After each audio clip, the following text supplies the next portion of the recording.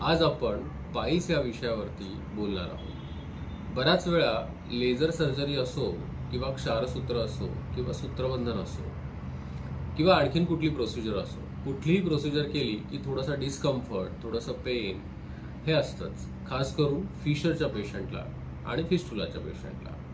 मग ऑपरेशन केल्यानंतर जर दुखणं असेल, पेन होत असेल, तर बऱ्याच वेळा ऑपरेशन नंतरच्या पेनला घाबरून लोक ऑपरेशन करत नाही किंवा प्रोसिजर करत नाही, घाबरतात की बाबा एवढं पेन कोण सहन करणार, त्याच्यापेक्षा काहीतरी थातूर मातूर इलाज केले जातात आणि मगच आजार वाढतो.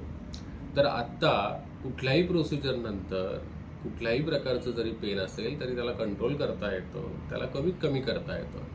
तर युजली प्रोसिजर झाल्यानंतर एक कुठलीही जखम भरण्याचा एक साधा सरळ नियम आहे.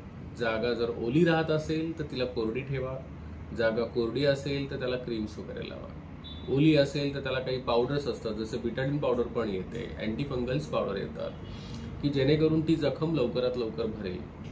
आता ज्या वेळेस गुदद्वाराच्या ॲनोडर्मला जखम होते त्यावेळेस टट्टी येताना किंवा मैला येताना तिथे दुखणार आहे.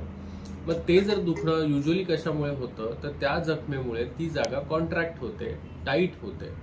तर ती जागा रिलॅक्स करण्यासाठी अशा वेळेस एक डायलेटर असतो की ज्याला आपल्या बोटात टाकून याच्यावरती बरीचशी क्रीम लावून, कुठल्याही प्रकारची म्हणजे झायलोकेन, जे लिग्नोक्स जेली वगैरे असं लावून गुदद्वाराच्या जागेला तुम्ही डायलेट करू शकता.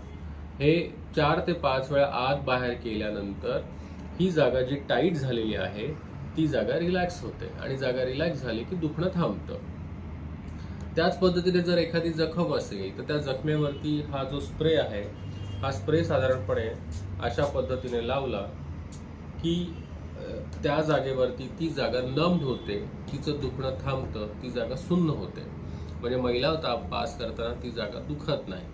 त्याच पद्धतीने लॉक्स नावाची जेली जी आहे याचाही वापर करता येऊ शकतो. बऱ्याच वेळा क्रीम लावताना जर त्या क्रीमचं नोझल असतं ते गुदद्वाराला हीट झाल्यामुळे बऱ्याच वेळा दुखणं वाढतं किंवा पेन होतं.